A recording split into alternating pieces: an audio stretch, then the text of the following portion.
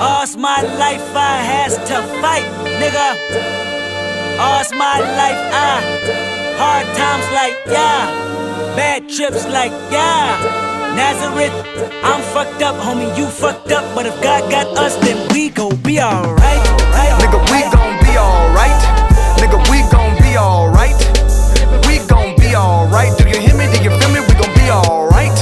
Nigga, we gon' be alright. To Pimp a Butterfly, Kendrick Lamar's critically acclaimed album. This documentary will be going through the storyline of the album, analyzing its core themes and meanings, and going through what Kendrick was trying to say to all of us through To Pimp a Butterfly. This is one of the most critically acclaimed albums of the 2010s, released in 2015, and the album changed everything for Kendrick. It made him a legend immediately.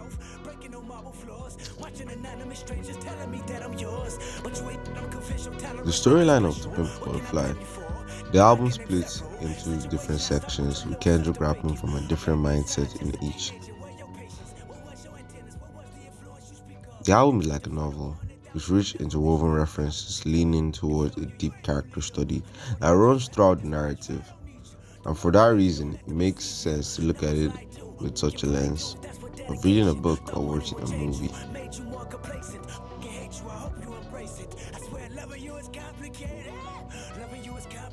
Now, this is part of a trilogy that ends with Damn. The first installment was Good Kid, Mad City, where Kendrick's parents demanding to know the location of both their van and Domino's. Kendrick getting laced on a blunt and robbing a house.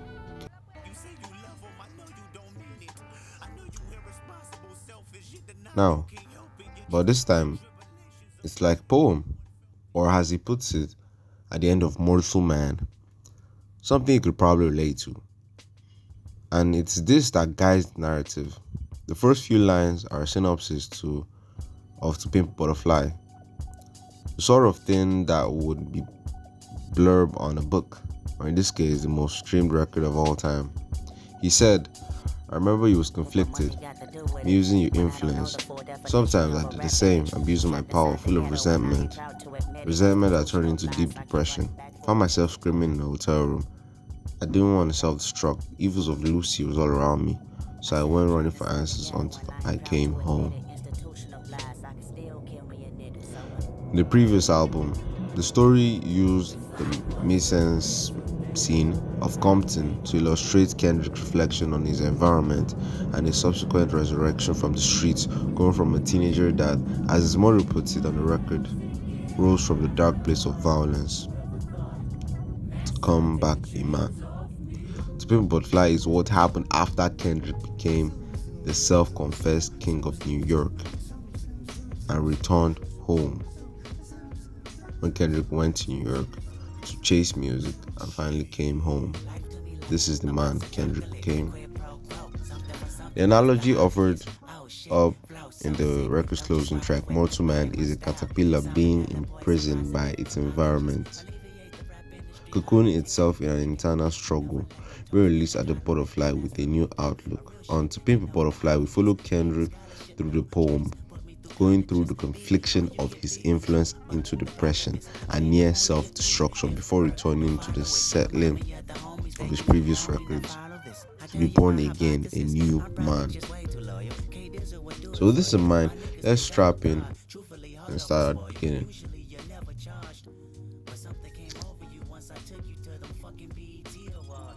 Now, in this section, in the album, the caterpillar becomes out how to pimp his talent to his own benefits. Kendrick is one of the greatest rappers of all time, right? He's figuring out, how do I pimp my talent to take me out of this mad city into enlightenment, into the fame, into actually achieving progress and destiny. It all starts with this: Wesley's theory. a track that takes place before the release of Good Kid and Section 80. Kendrick says when he gets signed, he's going to act a fool, buy a brand new caddy on fours, and take a few M16s to the hood. He's a prisoner to the street, a caterpillar who consumes the product of his environment. The second verse plays up to that idea and reframes it from a different position. Lines like, what do you want? A house? A car? And from a perspective of Uncle Sam, basically America. Describing how the caterpillar succumbs to American society, pimping off the butterfly. They take your talents, they take your greatness, and will give you stuff for it, but who's winning here? Caterpillar may think it's winning, but is it? That is the question Kendrick is asking. They give the house, they give the car, they give you everything, but who is really winning from this transaction? We don't know the answer yet. Describing how the caterpillar comes to American society, then the outlook continues on the next track for free, with Kendrick using slavery as a way to suggest his choice is an illusion.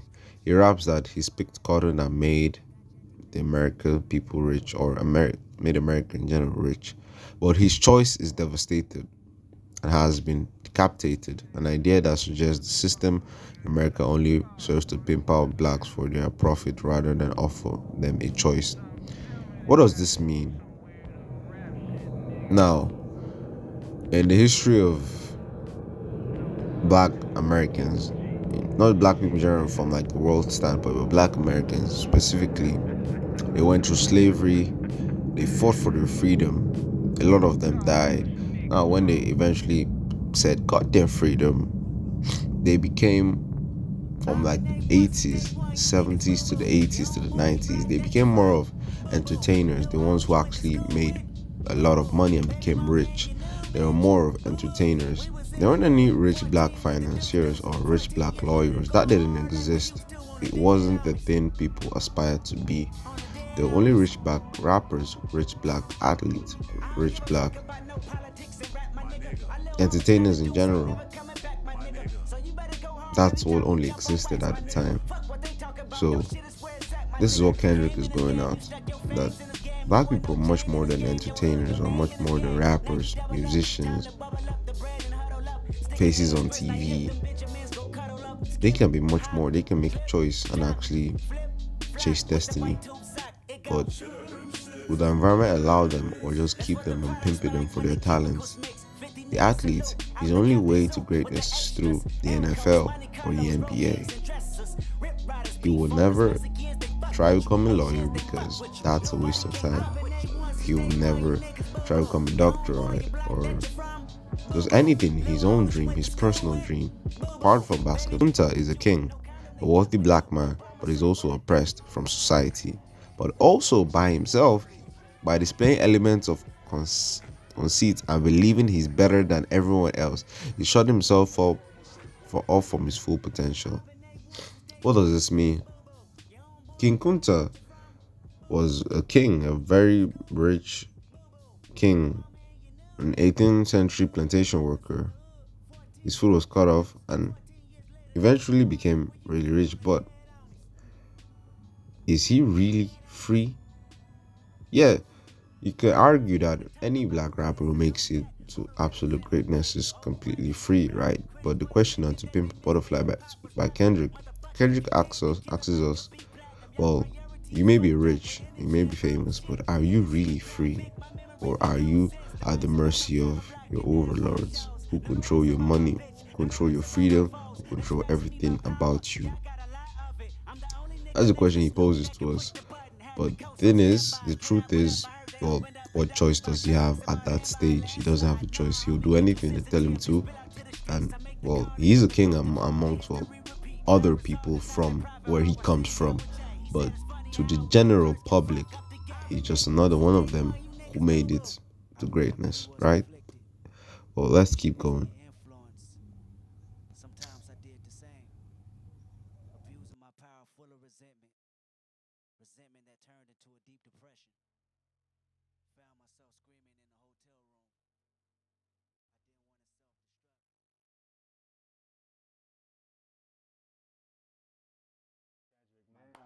Yo, it's been a long time, brother. Man, real talk. Yeah, How you been? man. I've been good. How about you? Good, man. Working, man. Okay, I already see it. Yeah, man. that. I mean, yo, I feel like we do these. We don't do them often, but we do it when it's important. I feel like every album we spoke for OD. I think we did the freshman cover around OD. Yeah, man. Some go years back. back, some work. Yeah. Yeah. Section 80. We Section definitely 80. sat down and talked. Every album, Yeah. every process. I think the last time I interviewed you was about 3 days before Good Kid, Mad City came out, and it was leaking all over the place. It was And leaking. I'm trying to grab the leak, so I have Yeah. things to talk about. But we spoke and sat down in Vegas, and that was a great interview. Definitely. And here we are, the Pimp a Butterfly, man. Man, journey. How relieved? I know you worked hard on this. Was there like an exhale once it came out and you were done with it? Yeah, definitely. It was an exhale once we, the final mix, because it's so much, for me, it's so much of a spiritual process in making the album. I gotta really feel connected to the music. I gotta feel connected to what I'm talking about. And that can drain you, you know, because you're pulling all these different emotions out. You're grabbing all these different experiences around the world and all these different conversation pieces, and you almost have to reenact that because you can't. The time I got inspiration, I probably was on the road. I didn't have no tour bus to record, so I got to pull that energy back out, you know, and locked in with the same people for 6-7 months to a year. That's a big release, getting down to that last mix, a big relief. So it's a blessing, man. When did you decide upon to Pimp a Butterfly? Did you know coming in that's what it was going to be, or was there a process of recording and filling out in the studio and then the concept for this album came to you? The concept, I knew that was going to be the concept. I didn't know if that was going to be the title. What's a trip about that title, and I just seen on this blog called what's that Top Dog? No, Dead End Hip Hop. What's that, Dead End? When they was talking about To Pimp a Caterpillar. Yeah, To Pimp a Caterpillar.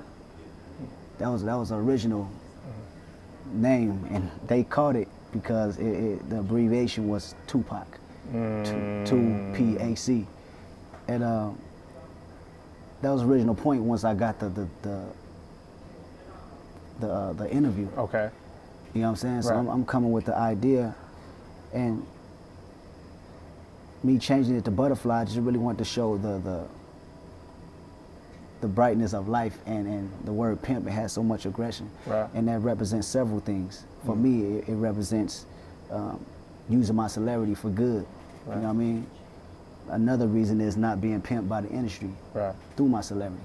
Right. You know, so it gets even deeper than that for me. I could be talking all day about it, Okay. but it was that's what- almost called To Pimp yeah, a Caterpillar. A caterpillar, yeah. And shout out to them too That for ain't hip-hop. picking that up. Yeah. Real talk. That's They just got a major look. that's good minds, man. That tripped me out when Top Dog showed me that, for Right. real, that somebody actually caught that. Let's get into the first song, Wesley's Theme. Yeah. You know, and I look at the titles, I look at track lists before I go in. I didn't know where you was. I was like, who's Wesley? Yeah, yeah, and, yeah. And you go in, and it almost feels to me like you're playing this character. When I get signed, homie, I'ma act a fool. Yeah, yeah. This is one of my favorite records off the joint.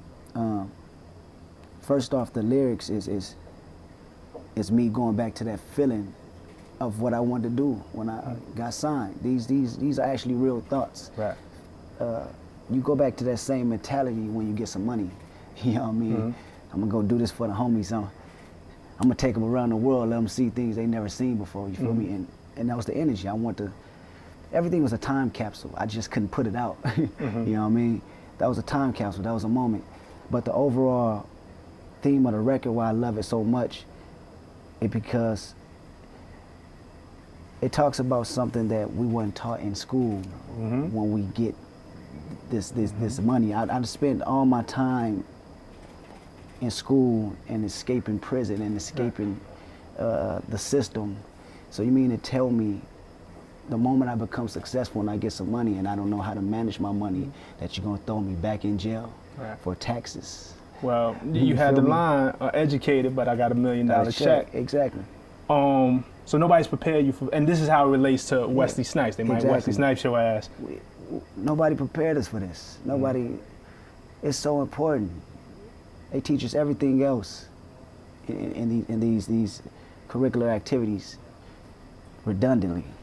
Well, how did you learn? Because I mean, though you start off when I get signed, homie, I'm acting did fool. I don't learn. see you acting. I don't see the big chains. I don't see. Yeah. Maybe you got them tucked Yeah. somewhere, but you kind of always seem like you had your head straight. Yeah, that's the likes of God putting that spirit. I didn't learn from person. I didn't learn from man. That's me, him putting something in me to know, okay, you have a lot of responsibility, but I wouldn't say I know 100% today. Right. And it's these are steps. As the more fortune I get, the more success I get. These are things I got to learn, and standards and delays. I got to learn how to put money out and the things I work hard for, and accepting that, because you can't run from it, whether you're rich or whether you're poor, and it's just a system. So I put that through my music to give game to the kids that it's not being taught in them schools. It's up to me, because I'm going through it, and just like every other artist going through it, whether it's me, J. Cole, or whoever, you know, they know what I'm talking about. When I listen to songs, I visualize things. Maybe it's because this is the first song plus the album cover. Like, but I envision the album. I envision the album cover in front of the White House. Yeah. And your people's just mobbing, Yep. acting the fool. Acting the fool. What was the impetus for that White House cover? 'Cause that's a statement just It's in itself. It's several meanings, actually. It's several meanings. One of the meanings is Wesley Theory. You know, that song inspired that cover. For me personally, it's going back to the neighborhood and taking the folks that haven't seen nothing and taking them around the world, whether you want to call them ignorant or not. They need to see these things, you know, whether it's the White House, whether it's Africa, whether, you know, it's London, you know. Robbins Island. Exactly. Yeah. You know, they need to see these things, and that's one explanation for it. It gets a little deeper. Okay. Yeah. But yeah. Let's move on, because I want to get through some of these, man. I want to give the people. These are the things that the people want to know, because we've gotten to sit with the album for a couple of weeks, and now we got questions. King Kunta, to me, feels like, and there's a message in that, but out of all the songs, it might feel like the most rappiness, pounding my chest, like, listen, don't get it twisted. I'm giving you knowledge. Yeah. But I'm still the king out here. Yeah. It can go either way, you know, and I wrote it just because of that. And I want it to be not as complex as a lot of my lyrics, but still have a message behind it, you know. The actual rhyme and scheme of things is simple, and you know all about rhymes, it seems, so you hear me a few times and say I like that. But I want to make that real simplistic in a boastful way, but also have having a sense of integrity, you know, behind it. I've been called many things growing up, you know, and in the state of just being a black man, I've been called, you know, many things from my ancestors. You know, they've been called many things, but it's taking that negativity and being proud of it and making it to your own, saying I am a king, you know, no matter what you call me. And along with that, I think it really just shows heart, heart of who I am, you know. It's always from the music. It sound 8 feet tall, that record. Yeah, man. Got a short dude out here, like a giant. You do have one line though that when you call out, say I could respect rapping. Yeah. With a Ghost Rider, man. Yeah. What happened? Yeah. There was a time when having a Ghost Rider in hip hop was a no-no. Like your career was done if that was found out. And I think this generation, we've grown more accepting of it, and it seems like hip hop has gotten past that. Yeah. But you seem to draw a line in the sand, and I was wondering what all prompted the time. I got in the game ghostwriting, you know, and I know how much work and how much ethic, you know, ethic you need behind that. So at the end of the day, it's really about respecting that. Respecting these writers, but also as a new artist, you have to stand behind your work, man, and you have to really truly honor the code of hip hop as a new artist. You know, I'm not mentioning the older guys that already laid down the foundations and have the accolades and things like that. The new kids that's coming in this generation, we weren't taught that. You know, we shouldn't be taught that just because the time is new. We need to go in there and be creative as possible. Be creative as possible, and if you do, if you do have help, acknowledge that help. You know. Well, who you seen with a ghostwriter? Can we talk about that? Oh, no, I can't say who I seen with a ghostwriter, but I knew you wasn't gonna answer that, but nah, I was like, yeah. Nah, but it just. But it's even like a newer generation. It's a newer generation.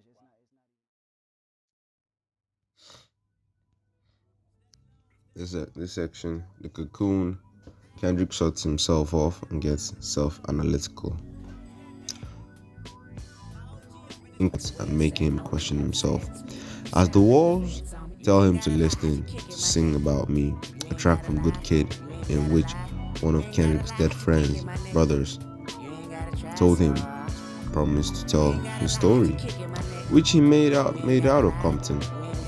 Kendrick reflects on his past and wonders if, as the poem says, he misused his influence.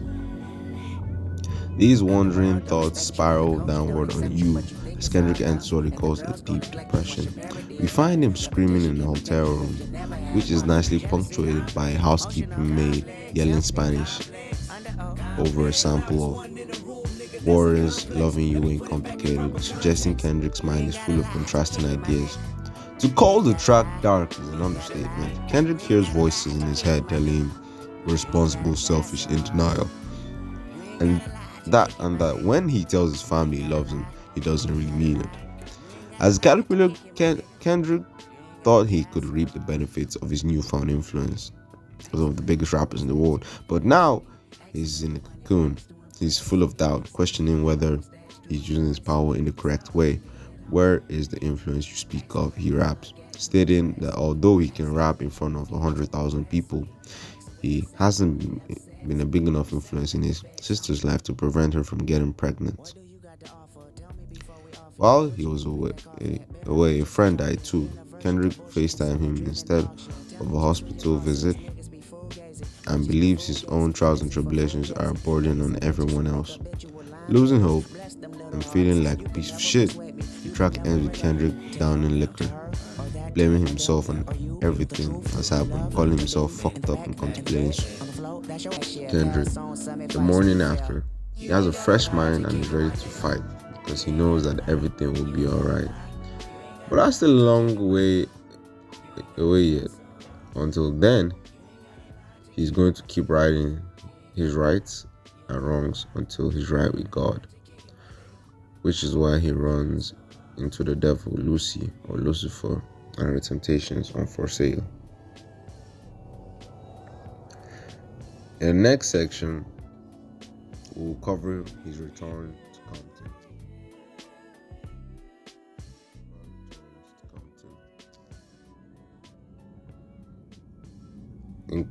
He returned to Compton back. In quote, when trapped inside these walls, certain ideas start to take root, such as going home and bringing back new concepts to this mad city. His current relationship with God has been referenced throughout his career. He talks about how he opened the Bible in search of being a better Christian and then subsequently lost his faith after a homie was murdered on the track Faith from his debut EP, Good Kid. Good Kid opens with Kendrick coming to the Lord God as a sinner, asking for Jesus to come to his life and be his Lord and Savior. And there are countless other tracks, or at least ones like Jesus Saves, up to Pimp Butterfly's first single, I, which talks about God saving him from the fate that became of his peers, either to die or be imprisoned. Kendrick returns Compton on Mama, a track where he lists things he's learned. I know everything. I know cars, clothes, holes, and money. But realizes that since coming home, he doesn't know shit. They're running into a friend on hood politics, where Kendrick addresses the control verse that fucked up the game, and confesses he no longer gives a fuck about rap politics when his friends, like the homie Stunner Deuce, are being murdered on the streets. Kendrick meets God again, taking the form of a homeless man. Now, he has achieved, he will not unlock his full potential. He'll only be trapped and be a pimped out butterfly who was pimped out for his own talents and got wealth and a bit of greatness, but didn't reach his full potential because he didn't look within, he didn't fight his demons, and he didn't help the people who needed him the most. This is knowledge that Kendrick needs to shed the temptations of Lucy, that is the devil, and the pimping from Uncle Sam, that is capitalist America, and begin to break free from all that. He asked God, turn this page, help me change, so right my wrongs. So last song, Mortal Man. For one thing, I mean, it feels like a lot of this was influenced. You mentioned Robben's Island a lot and visiting. This is the cell where Nelson Mandela was being held captive. And you kind of talk about Nelson Mandela, Martin, Malcolm, but even like Michael Jackson in the same breath as our heroes. And when hits the fan, are you still a fan? Do you feel you're moving into that direction? Because it kind of feels like your career, that you're becoming a voice of your generation. Yeah. And that you may be moving into some, you know, Nelson was a great man, Martin, Malcolm, Michael Jackson, but it seems like you could grow into that trajectory. Do you see yourself in that role, or is that too premature to say? First off, I would never. It takes years and it takes wisdom to do the work that they've done. Mandela, Martin Luther King. But for the generation at the time being, I hold myself responsibility to that, because I got to see these kids every day. And like I said on they got to have slit wrists and come to me saying, they say, my music saved their lives and things like that. I can't run from that. That's my, whether I want to, like it or not, I got to accept that. You dig what I'm saying? So for this generation, yes. Do you fear in seeing what happens to men, great men that we put on pedestals, and it almost seems like a doomsday coming? Yeah.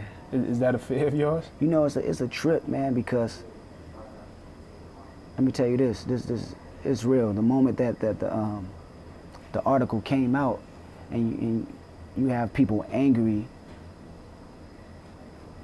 from what they're reading, Punch hit me and say,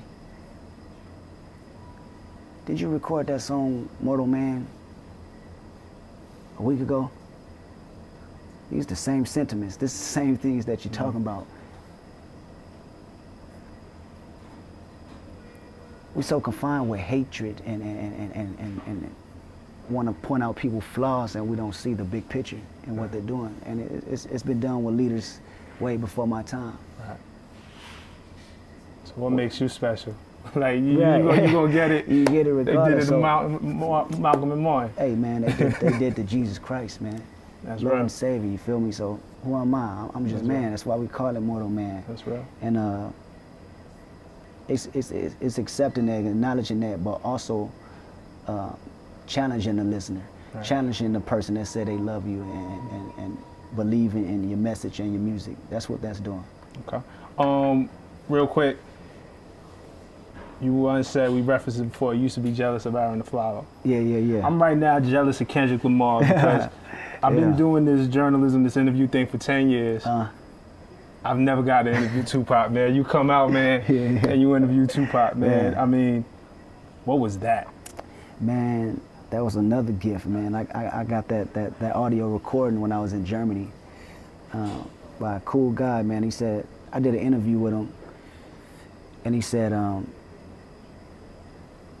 me and Pac have the same sentiments, even though, you know, we're totally far from age. And he said, I want you to have something. Sure enough, I took it back to the bus. I played it, and it's a full, long, unreleased joint of him just asking them questions. And what intrigued me the most, what gave me the idea, is that the answers that Pac is giving are answers for today, time and age, man. And I said, the world got to hear this. And they got to hear it on a major scale. You know, and I got that opportunity, and I give love and I give thanks to his mother, you know, for allowing me to use her song vocals in a positive light, you know, because a rapper could do anything. They can butcher him and make it the worst thing ever, but I want to continue his message through that, and I thank her for that, for allowing me to do that. And you always had a close connection to Pac. You felt like a couple times in your career, Pac has blessed you and touched you. And I remember you talk about this memory of being a kid and watching them film To Live and Die in L.A. Trip. To Live and Die in L.A. No. California Love, the first video. Okay. Trip. I just went back to that same Compton swap meet, jumped on the roof of the Compton swap meet and shot King Kunta there. You feel me? And all them kids was out looking, and a good friend of mine say, you was one of them kids looking at Pac when he was up here doing it. Now they looking at you, and it blew me away. Tripped me out. 15 years later, man, I'm doing that same thing Pac was doing. And we here. Right in Compton, man. And we here. It's just a beautiful thing. Cool. Yeah. All right, man. Listen, man. We could talk about this all day, man. I know you got places to go, people to see. I appreciate your time. Man, thank you. We appreciate your energy. My God. And the care that you put into this album. The same care that you put into recording it, we're going to put the care into listening, appreciate rewinding, that, man. All breaking the time. it down. That's what it's made for, man. I want it to be that way. I want it to be intricate, you know. When I made my first record, Good Kid, Mad City, I understood it was a level of demographics that I got to hit, but I still was able to maneuver and weave through the message that I wanted to get across. But this time around, I said I want to take it upon myself to go 100% the way I want to, and I'm glad you accept that, and the people appreciate it, you know.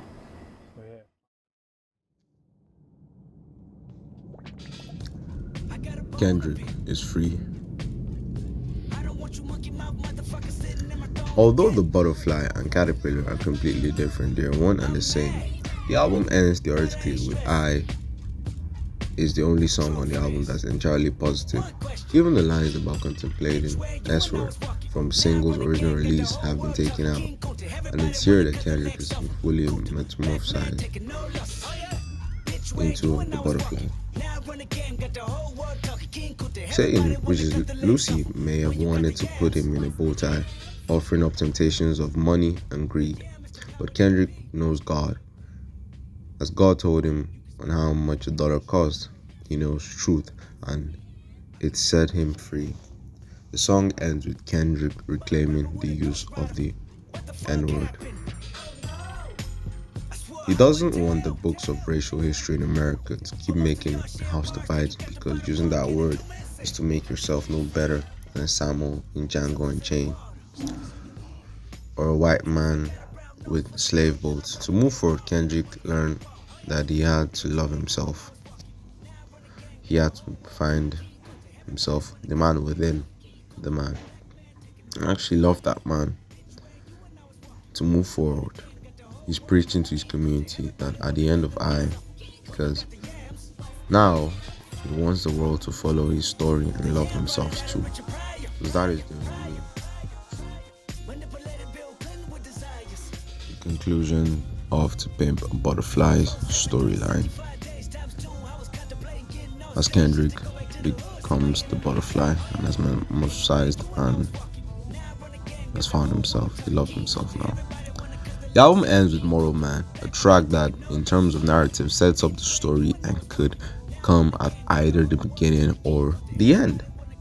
In an interview with the New York Times to promote To Pimp a Butterfly, Kendrick called himself the closest thing to a preacher. On Moral Man, he solidifies that idea. The caterpillar and its cocoon have been destroyed. What does that mean? A black community, people being pimped out for their talent, and the environment where they have to reflect and fight demons are both been destroyed. Because now, yes, you will probably be pimped out for your talents, but if you truly find yourself and take back control of your life and love yourself and actually preach to your community the right things with your influence that you have and do the right thing, you can actually make real change instead of preaching change without doing shit. And this is what Kendrick is trying to emphasize to us. Kendrick is moved forward as a butterfly, and he tells the world what he's learned on his journey. The word was respect. Just because you wore a different gang color than mine doesn't mean I can't respect you as a black man. Forgetting all the pain and hurt we caused each other in these streets, if I respect you, we unify and stop the enemy from killing us. Because we aren't the enemy. The enemy is, well, I put out to you guys who is the enemy. It's not something you can really say out loud, but we all know who the real enemy is, right? He offers up a calling card to a generation of listeners. When Shade the Fan, Is You Still a Fan? Kendrick asks, all places himself next to luminaries like Martin Luther King, Nelson Mandela, as an artist succeeding Tupac. He doesn't want this to be another album, a piece of music. He wants it to mean something. Kendrick's only lives once. Hence the title Mortal Man, the reference to other leaders that have been left for dead. And he wants to lead a generation. He questions his fans. Is this relationship a fake or as real as the heavens be? And asks Generation X if he will ever be their ex.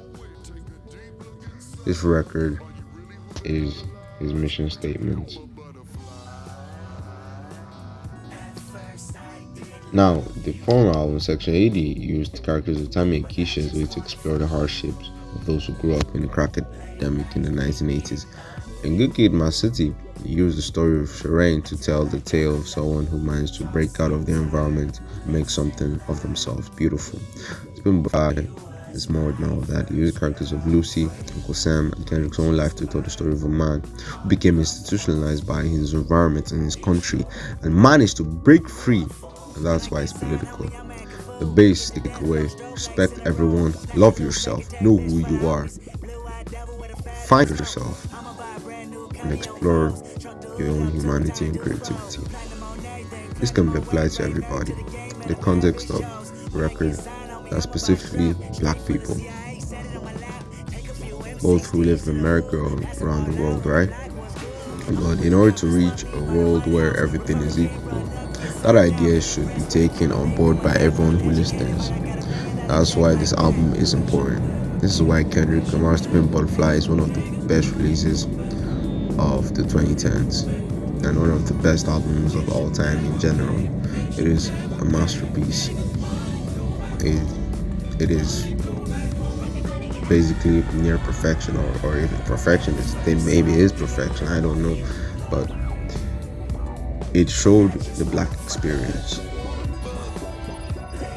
fully, unfiltered, raw, and teaches us that we can be better, we can do better, we can evolve, but that is only if we choose to. Now, this is the end of the storyline. Let's get into the analysis. Never use content for profit. Yeah. Like, it's some serious survivor's guilt going on. It's definitely survivor's guilt. A lot of the album has that survivor's guilt from institutionalized. How can I use my influence, with other cats coming into the city and me still being involved in the activities, inside the streets? How can I influence that in a positive way? That's part of survivor's guilt. I'm feeling all these things while I'm on tour, to be 100% real with you. When you're supposed to be enjoying it, yeah. Whether you Kanye tour prior to that, before that, when I went overseas, I gotta get off stage and almost face the madness and get these calls. You feel me? Like, it's real, man. 3 of my homeboys that summertime, was murdered. Close ones too, not just somebody that I hear about. These people I grow up with. So it all psychologically it messes your brain up because you live in this life. You know what I'm saying? But you still have to face realities of this. I gotta get back off that tour bus and go to these funerals, and go talk to my moms and talk to their aunties, the kids that lost their lives. And your sister, you talked about your sister being pregnant and not being able to lead her maybe on a path that was more responsible. Even that, from my sister to my little cousins and to other siblings around me that's coming up. How can I be a voice for all these people around the world and can't reach them like I want to? And they're the closest to me. That's a trip. That's truly a trip to me. And everybody go through trials and tribulations and make mistakes, but for me personally, somebody else's mistake, I tend to fault myself. You put a lot of pressure on yourself, man. Yeah. You put a lot of pressure on yourself. A lot. But, I don't know. I can't really have a true reason behind it, but I think this is just how I was raised and how I was born, you know. Okay. Then right after you comes All Right. Like, It almost seems, I almost feel guilty for going through something so deep as you, and then I in the car the other day, and All Right came on right after, and then I'm just like, you know, because it felt like it don't happen that quick. Or when was the realization for you that you gonna be all right, that we gonna be all right? That I'm gonna be all right. The more and more I got to travel, when I went to Africa and I got to see other people's problems, you know, they struggle maybe 10 times harder, you know, and I was raised, you know, crazier than what I was. Going out there really inspired. I wrote a lot of records off the album just by visiting South Africa and being able to move around like I did. And that was the moment I knew, okay, I can either pimp this situation or I can fall victim to it. You know what I mean? And that was a turning point. Yep. Okay. How much a dollar costs? Yeah. This is one of those tracks where, and I appreciate you for this as a hip hop fan, there's a couple tracks on there like this, but when you listen to it and you're like, wait, did that just happen? And then you rewind it. Yeah. It's a true story. So. Yeah, I mean, where was that? Johannesburg. Okay. Johannesburg. And I always flirted with the idea, just my imagination, you know, rolling past people that we consider bums or homeless, and saying to myself, what if that was the moment, you know, this is not a human form, but this is a mortal form of an angel testing your integrity to actually stop, not just give them money, but talk to them. You know what I'm saying? Right. And this was one particular situation where I came across this as evidence, again, being out there. I'm looking at this guy on the side, you know. We stop, we getting gas or whatever, and I'm just ignoring them because from where I come from, these just panhandlers. Yeah, you know? you don't engage. Yeah, I don't engage. I know what you're gonna do with the money. You're gonna smoke it off. You're gonna get some crack or whatever. Even if how much you tell me that you want to do this, when I know what you're gonna do, so I'm not gonna engage in it. But the moment I actually engaged with him, he said, "God bless you. You know, this is your calling." And it blew my mind. Like, really tripped me out, making me think these are moments in my life deeper than just handing somebody $1. These are actually moments of integrity, being able to actually talk to somebody. Me talking to him was simply a thank you from God, you know what I'm saying? Right. And I felt God speaking through him to get at me, you know? And it was a real trip. And I tend to always bottle these ideas in because I want to share them with the world. And that's how you get a record, like how much $1 costs. Okay. It's interesting on this album because you talk to God through, you know, you feel like you're talking through God through somebody homeless, maybe a bum. And there's also parts in the album where you speak to Lucy, Lucifer, the devil. So you it's trippy. You see both sides of. Yeah, man. It's when I go inside, I may do an after party. I see it all around, man. I may do an after party, and this is how I'll be able to write these records, because it's not just the positive energy that speaks to me, it's the negative too, it's the evils too, and we all have temptations. Right. You know, me, I'm just fortunate enough to translate them temptations through record. Right. You know, I always said this is truly a gift for me. Putting these records out is a gift for me because I'm not only a voice for myself, but I'm a voice for people who can't express themselves like that. Right. And Lucy is one of my favorite records because it's me actually coming to realization of the evils rather than acting like it's not going around. My faults are not happening. My faults are happening right in front of my face. I gotta present them. That reminded me in a way, and not to compare it to anything, because I do think this is an original, maybe one of the most original works we've seen in a long time, but it reminded me a little bit of Snoop. Yeah. And Murder Was the Case.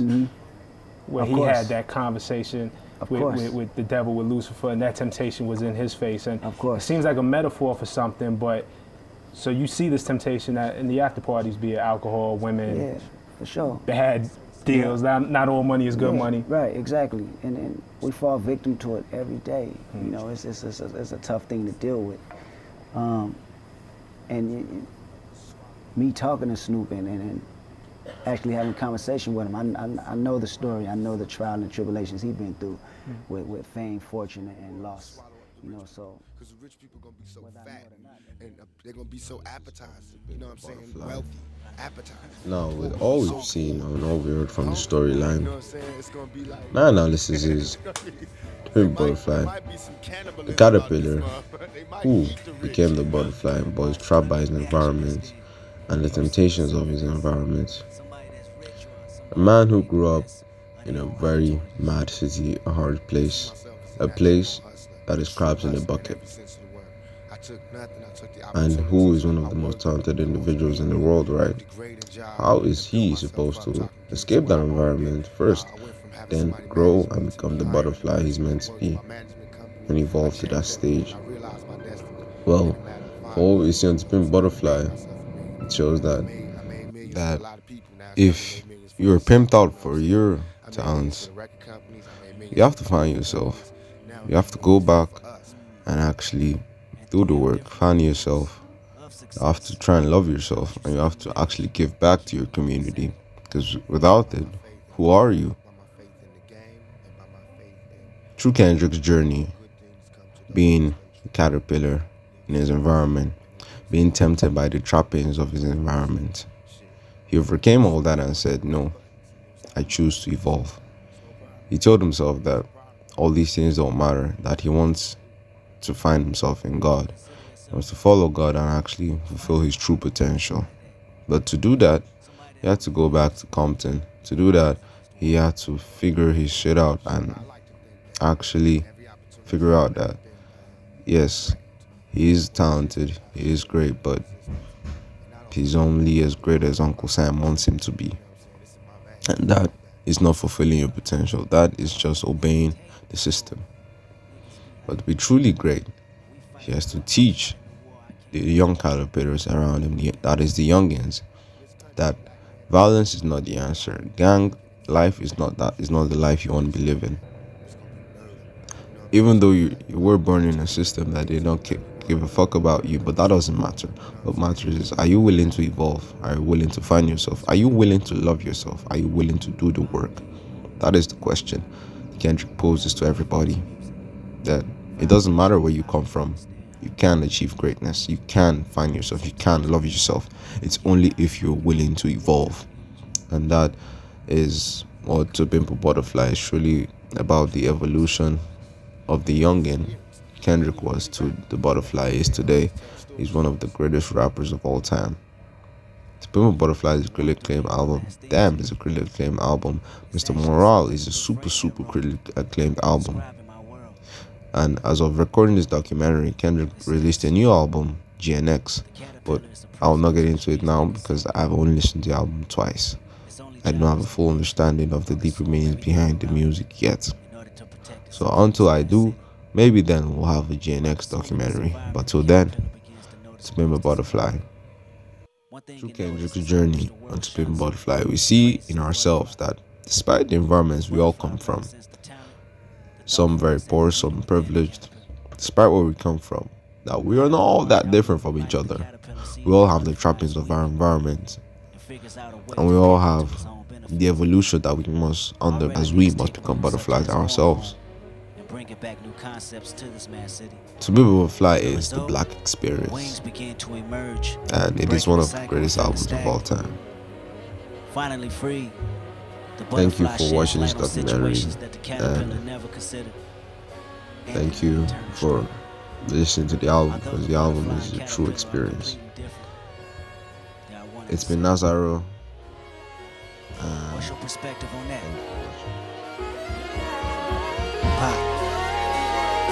Pop. We gon' be alright. We gon' be alright. Do you hear me? Do you feel me? We gon' be alright. Nigga, we gon' be alright.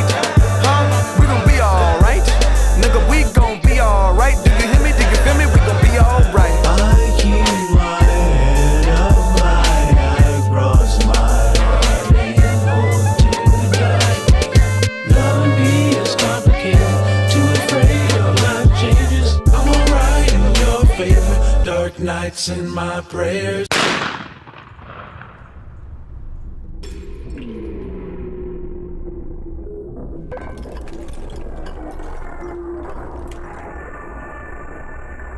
I remember you was conflicted, misusing your influence. Sometimes I did the same, abusing my power full of resentment that turned into a deep depression. Found myself screaming in the hotel room. I didn't want to self-destruct. The evils of Lucy was all around me. So I went running for answers.